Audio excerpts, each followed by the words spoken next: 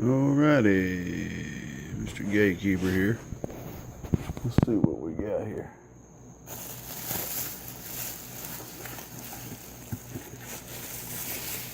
Oh yeah.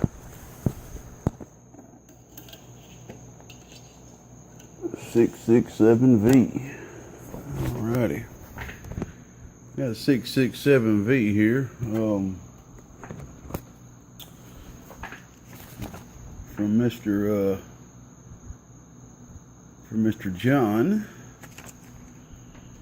a fella from out here around Georgia. He wants the power wire upgrade, the full-blown power wire upgrade. He wants one of the new fan kits. I've already made his fan kit up. That's what this is right here. So I already got his fan kit made up. I think that's going to look nice, and I think that's going to work nice. And I can probably guess I'm going to be making a few of these now after I get this video done, because this is a good idea. I should have done that to my own back in the days when I used to run one pretty heavily in the mobile. Alright, brother, we're going to get this top off here, man, and start the process. Make sure everything here is looking good. You said you was having a problem on sounding over modulated, so we're going to make sure that the input padding is all there where it's supposed to be. Sometimes they'll leave one out, and when you're on high power you have no padding at all. You need still at least to have a 75 ohm resistor there. Alright, sorry, I know it's a little dark. I ain't got all my lights on right here. Alright, we'll be back. Alright, brother, we got your full power wire upgrade completed.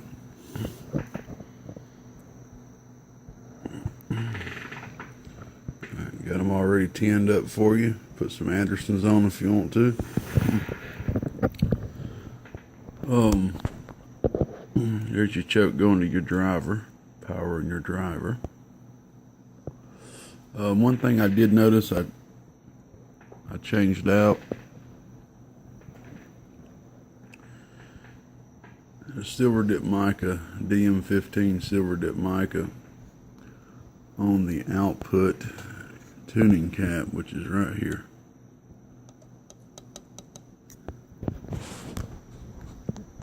The guy at Texas Star taught me to always change that over to a metal. And they do all their models from quite a few years ago on out with metals. So I went ahead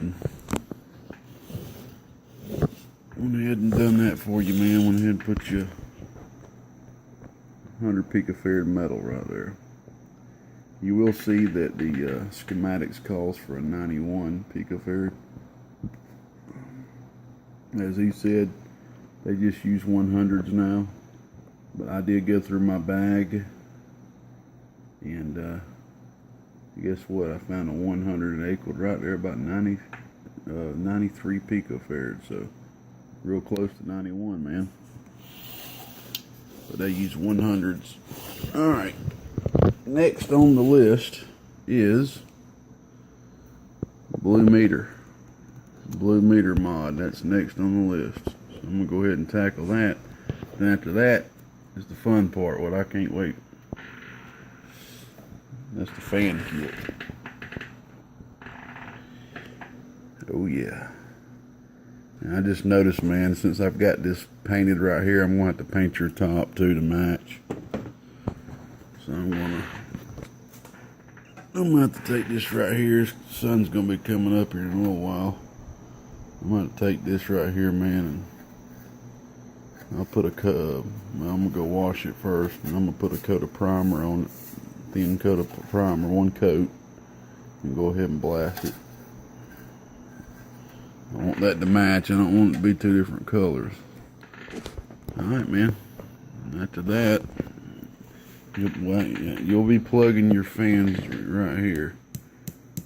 Okay, I'm gonna go get a a stereo 1/4 inch jack, and we're going to put that right there. And I plan on having your regulator for the fans right here. I thought I might as well just go ahead and use a regulator. Especially when I do a good burp on this, I want the fans to be on a regulator. Alright, there's some bugs out here. And I do remember you talking to me about some RFI. You was wondering about that. So I went ahead and went a little extra here, man. Went ahead and put you a bead on every wire, ground and positive. So I mean, you got beads all in this thing, man. There should be no AC flowing back on these cables. If you have any problems, it should be done through the air. Especially them, I think you're talking about some computer speakers, possibly. It's very hard to get RF out of computer speakers. All right, we'll be back. Blue meter, here we go. All right, just finishing this thing up, man. Getting these new holes tapped to hold the fan kit on. Just using that to hold everything together there. Works just fine. All we got to do is put the plug on now. It's going to be plugging on the back of the amp to turn the fan kit on. And then we'll be ready to present the final product. God, it turned out nice. I'll be back.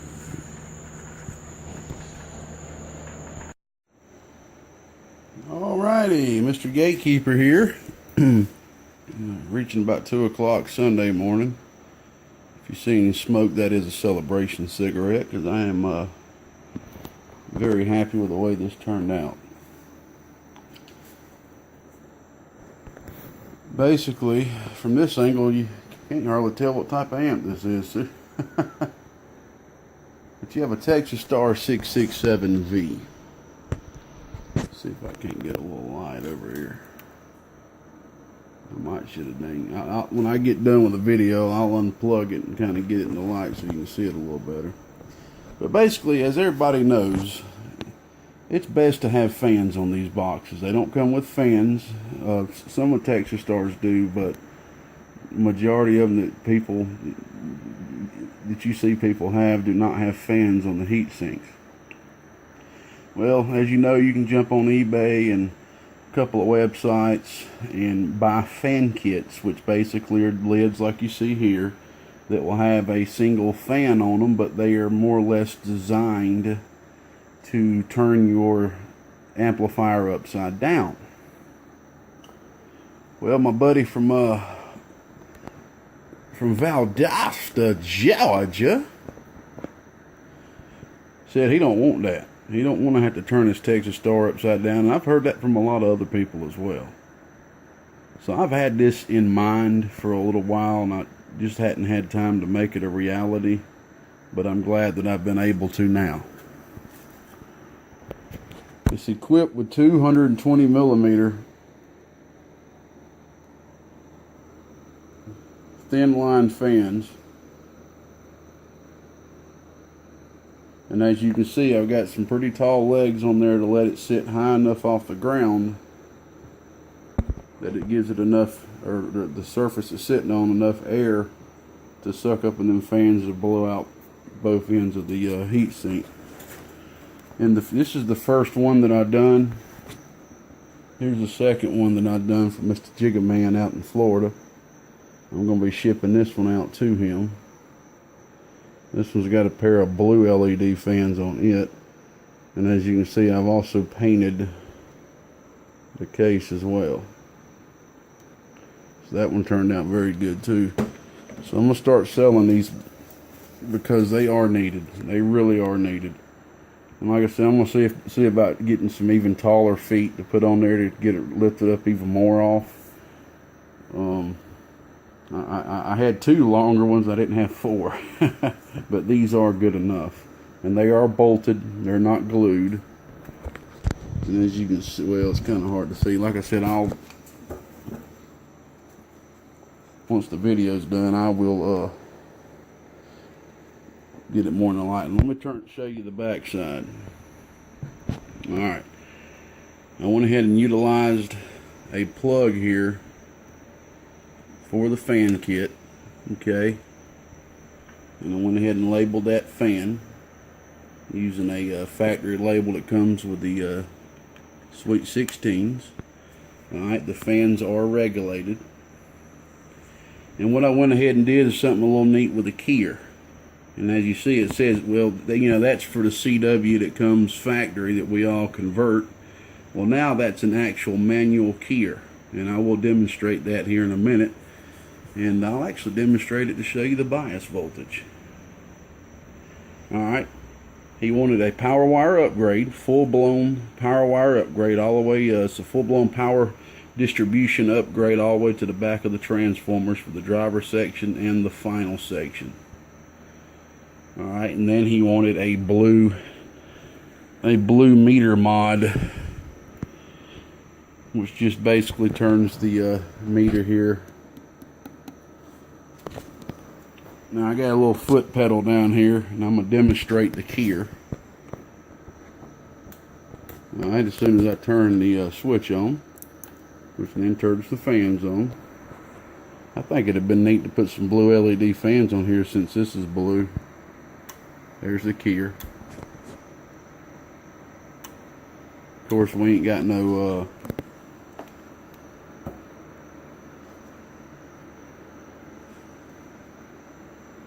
any RF going through it, of course. And that's what I was going to want to demonstrate, the actual bias voltage on this bad boy. This is what we normally do when we do a repair before we even key it up for the first time. Give me a second, I'm going to take this lid off and hook my leads up to it. Alrighty. So basically, like I said, if we ever do a repair, once I do a repair, this is a ritual. Before putting any RF in this device at all, you always check out the bias voltage on the base of the transistors. Well, the neat thing about having this keyer mod right here, to where I can manually key it, I don't have to short out the keying circuit like I normally do to ground. As you see, I've got my leads on there. So here is the bias voltage. 0.68 volts, exactly where you want it. 0.68 volts. Well, that meter turned out great. See, a lot of people just try to put lights on the outside. The only thing about it, any color other than the lamp that comes with it, it's hard to get it through here. So you got to do a little mod and actually get that LED inside the meter shining on in there. Alright, give me 1 minute. I'm going to unhook this and we're going to go ahead and do an output test. Alright, I think it's Upgrd. Forgive me if that's wrong. I think that's how you pronounce it. I know you had a little question about how the different power levels went with this amplifier, which all it's doing is putting different padding in the RF before it even gets to the driver transistor. All these big fat 5-watt resistors that you see here, they're all different padding configurations, and they're all done through voltage dividing circuits. And even when you're on high, you still got this 75 ohm going through a 10 ohm in series voltage divider circuit for the padding there.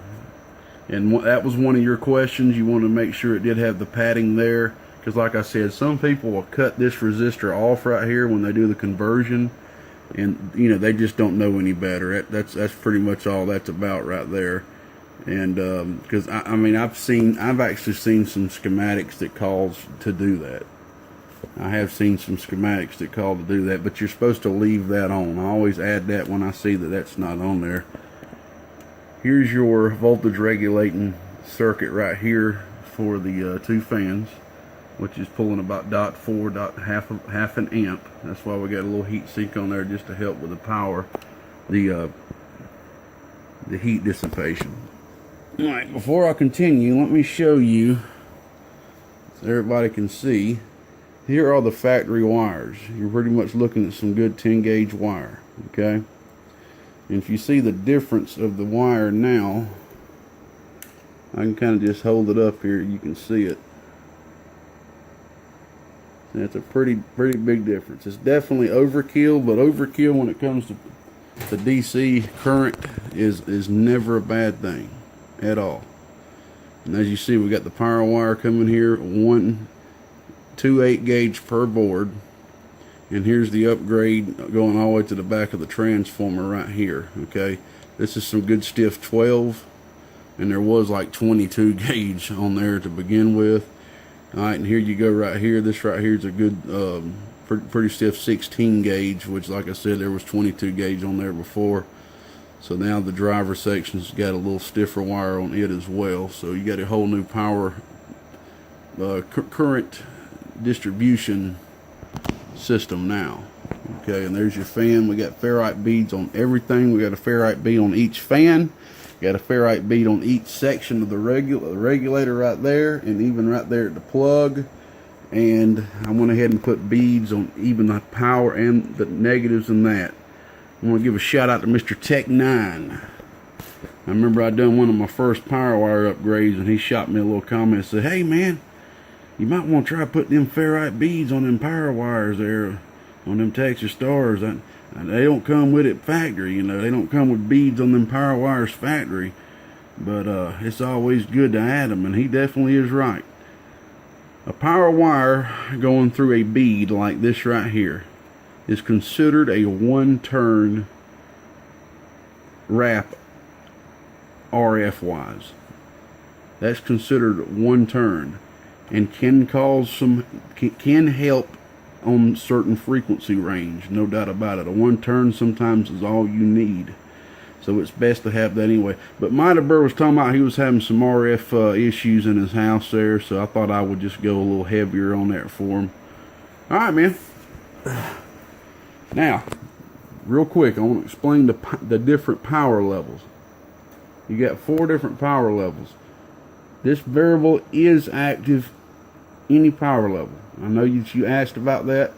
It's only on some of the other amplifiers, like the 500 and some of the other ones, where when you disengage, like the 350s an example, when you disengage this right here, then this is disabled. They do that because then it's in high drive and you don't need to be driving all that watts to this variable. Alright, I went ahead and soldered all your pins like you mentioned that you wanted done. That's just for longevity over long periods of time. They'll kind of work their way loose or get a little oxidized, and then you'll notice that your lamps start going in and out and kind of all wishy-washy. And they have upgraded their switches just because of that. And I think their new switches are a little cheaper too, but we won't get into that. Alright, here's your power levels. This is low.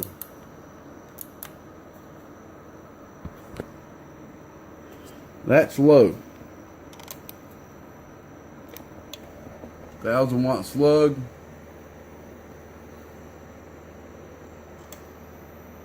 See the dead key? Come on now. About 100 RMS on low. You see the dead key though? Alright. Here's medium.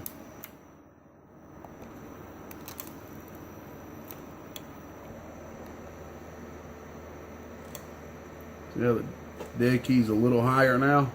And now you're about 180. Here's medium high. It has a little bit more now. Dead key. Now you're about a 90 watt dead key. 200 watts RMS. And here's high. Oh yeah.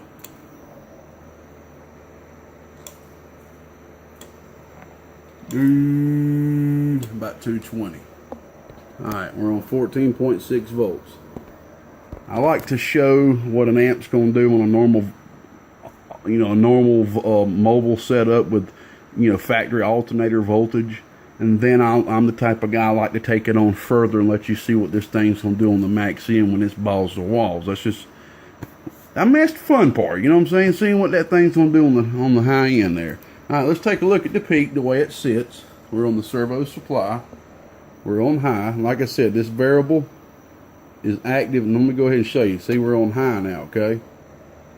That's all the way up. Now let me turn the variable all the way down. You know what I'm saying? So that variable is active at all times. That's the way the 667s are designed. I normally run 667s like this myself. That extra padding kind of helps. At the end, I understand that you're running about a 2.5 to 3 watt dead key. I'm going to turn my dead key up that high when I'm done with all the power, showing how much the thing's doing, and then we're going to kind of test to see where a good safe location of running it with that high of a dead key is. All right, here's your peak. By the way, we're driving 4 watts RMS, which is about 20 watts peak.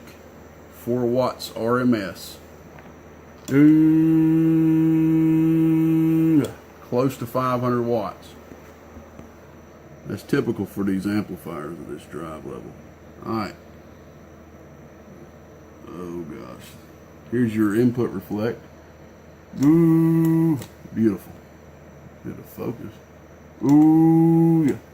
Ooh, yeah. That's beautiful. It'll increase a little bit once you go on when you go different paddings. That's just the nature of the different induction and resistance. Ooh, yeah. Ooh, yeah. See how it increases just a tad? All right, man. What we're going to do now, I'm going to demonstrate this keyer. Ooh, yeah. That's the keyer working. Oh, yeah. All right. We're going to hook up the hot radio. And at this point, well, you know what? I'm going to keep the bench radio on for right now. Okay? And we're just going to switch over to the unreg supply on the medium tap just to kind of see what the difference is from that supply over to a linear type supply. Like I said, this one's doing, I think, 220 RMS on about 220, 230 RMS, trying to creep up around the 250 area. All right, I'm going to change supplies, and we're just going to see if there's any increase. The voltage should be similar. All right, now watch this. This is the difference of a servo type switcher and a straight out linear supply. The efficiency is just almost 100%. All right, 1,000 watt slug, still nothing's changed, just the supply. 300, over 300 watts RMS. Let's see the voltage drop. See, the voltage is like identical. But we've gained about 60 watts RMS. Let's see how much we gained on the peak. Come on, man. These things just don't focus right sometimes. Look at that. Damn. Woo. Look at that right there. You can just safely say about 800. Yeah, we're a little bit over 800 watts. That's the difference of a linear supply that's going to give that joker what it needs on call right then and there. Let me calm down on this cat picking in, man. Woo! Oh, I didn't know if I was going to be able to get this thing to do a kilowatt. It seems like we're not going to have no problem doing that. All right, man. Let's hook up the hot radio. That's what time it is. Be back. I'm speechless. I keyed it real quick just then before I press record. We're able to achieve 400 bird without even putting this thing on the high tap. I mean, this thing's doing 400 bird below the duty cycle of the medium tap. I mean, this amp's working great, man. Working very great. All right. Now we double our input from 4 watts to 8 watts. 20 watts PEP to around 40. Yeah, that's hot. If you had to run a radio that hot, you need to implement some of this padding. Okay, RMS, 1000 watt slug still. Come on now.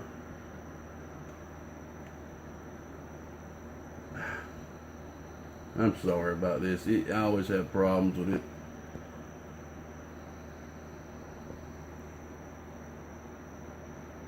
Ooh, 400 watts RMS.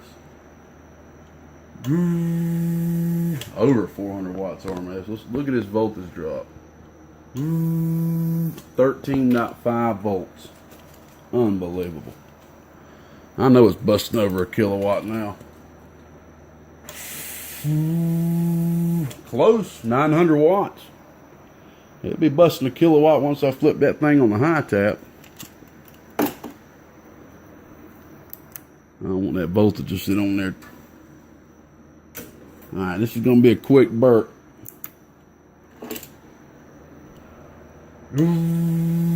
There's your 1000 watts. Let's see what it's doing on RMS real quick. About 500 watts. 15.3 volts. That's running voltage for this amp, man. Whew, this calculator's smoking, son. Thank you, Jesus. Man, that's what gets me happy. Stuff like that, man. But let me repeat. I would never, NEVER, run a Texas Star at that type of output. They're not designed to do that. I bet you these sandbars right here are blasting hot. Ooh, son. They're not designed to do that. I'm just doing that to show that the gain is there and the amp is working properly. It's hard to get a 667 to do 500 watts RMS. The last time I was able to get one to do that much was, I think Mr. Jethro's that I sold to him. So that's the last one I was at. Usually I can get them up to about 380 to 400 on the high tap. So that's nice. That's very nice. The power wire conversion does help.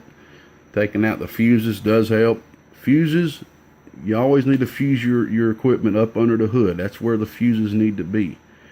Alright, let's play around with the dead key now, brother. Man, this thing's smoking. Let's go ahead and unplug all this. Alright.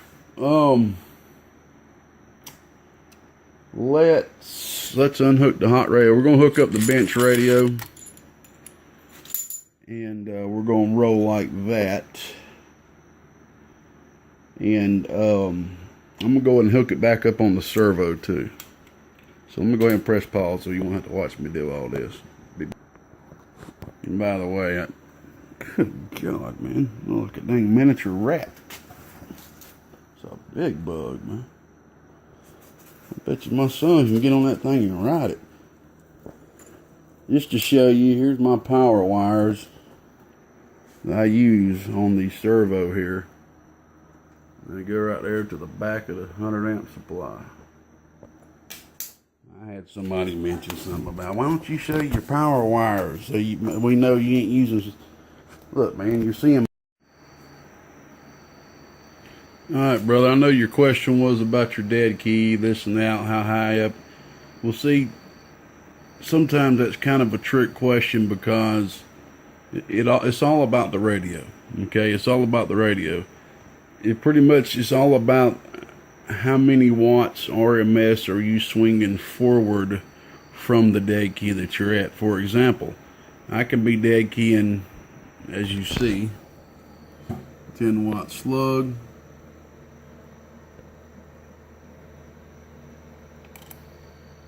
I'm dead keyed 2.5 watts now.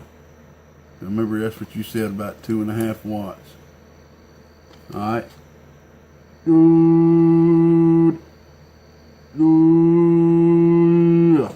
I only got 2 watts, about 2.5 watts. I only got about 1.5 watts of swing.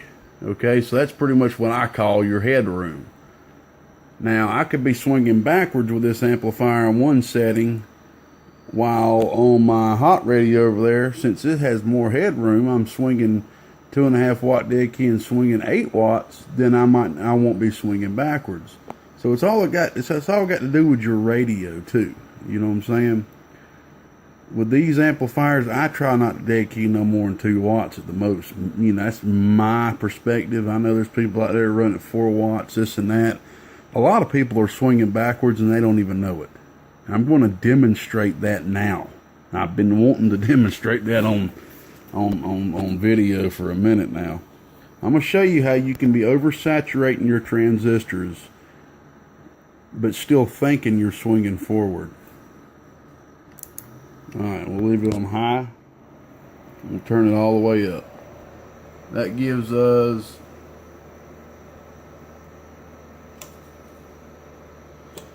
about a 300 watt dead key. Now, if you remember from the video before, we're not even swinging that much. I think we're only swinging like 220 watts, if I remember right, on high. So we should be swinging back to there. Ooh, look at that. Swinging back to 220, because that's how much we're doing. Now watch this, though. This is what's going to confuse you. PEP.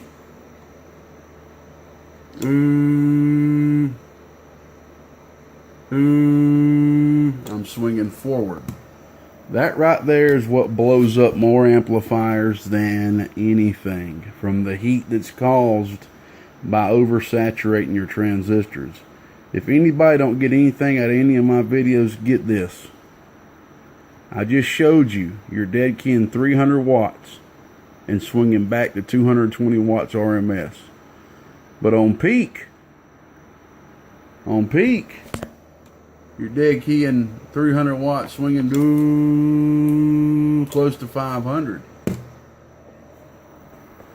It's lying to you. The meter is lying to you. The peak meter is lying to you. The RMS is telling the truth. You're oversaturating your transistors. You're going to sound terrible that way. You're going to sound unmodulated. That's the problem you're having, Modulberg. I guarantee you, 9 times out of 10, maybe 10 out of 10, how you said that people said that you sounded overmodulated, this and that, this and that. I guarantee you it's because you're swinging backwards, my friend. Swinging backwards. Okay? Now let's see what it takes to make us swing forward with this setup, with this radio. We're going to go medium. Ooh, still swinging backwards. Or shall I say it? Yeah, it's medium.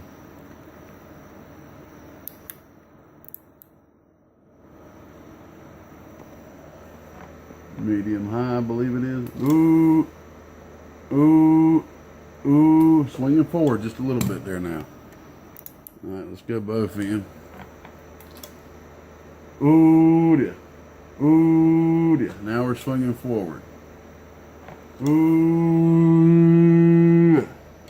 The radio's backing up just a little. Sometimes it'll do that. Sometimes it'll actually go forward. See, now we got it off. See what I'm saying? Some amps it'll actually get a little bit more out. So that's about how you're going to swing forward, but you still don't have a lot of swing forward. You see what I'm saying? That's what I love about the Texas Star. I mean, you've got so much control over your input padding. It's unbelievable. This variable gives you control over any of the input paddings you're at. Well, let's say we want to just try to do it like this. We're swinging backwards. Well, let's turn this to about 12 o'clock.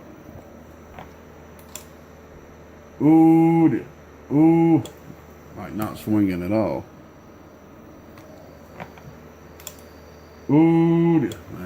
That's too low.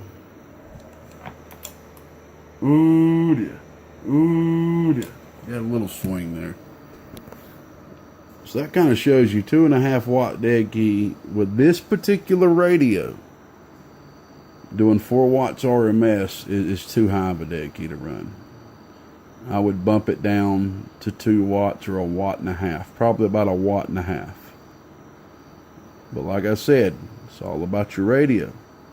Now I can go over here and hook up the hot radio and dead key 2.5, and I'm going to be swinging forward on all of them. As you saw, I was doing about 300 RMS remember I was doing 300 RMS with the hot radio. Well, I would be dead. That probably wouldn't be swinging at all then on that particular one. But as soon as I go to the low, I'm in the positive swing every time at that point. So it's all about your radio. Use your RMS meter and make sure you're swinging forward. Swinging nothing at all is better than swinging backwards. I did say that I'm going to, hold on a second. Alright, man, there it is with the screws in it. Screws in the top. Got you all new screws. This thing's beautiful, man. 73rds. Old gatekeeper out here around the northeast end of Georgia.